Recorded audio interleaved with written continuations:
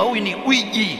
Unaweza ukachukua kilemba au koti ukalivua ukalirusha hivi afu likaganda pale, afu ukaangalia watu kitu kimeganda, alafu ukanyosha mkono koti likaja likaingia ukalivaa ukatulia.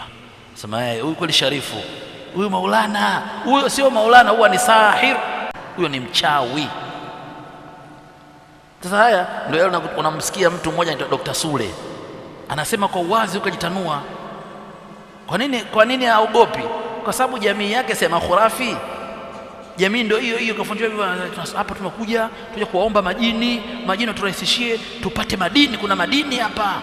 Kwa hiyo nimekuja nini lile na tikiti maji hiyo mpya hiyo, uchawi wa tikiti maji sijui na dudu gani sijui kuwapa hawa viumbe.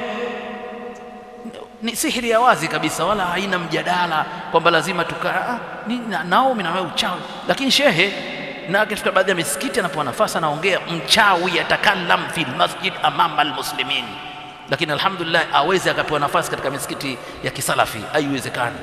Na masalafi wake wanakasimama wanambeba wanamtupa, wakubali sahiru mchawi. Lakini misikiti kwa sababu wao watu ndio shughuli zao. Almuhim, nasallallahu salamata alafia.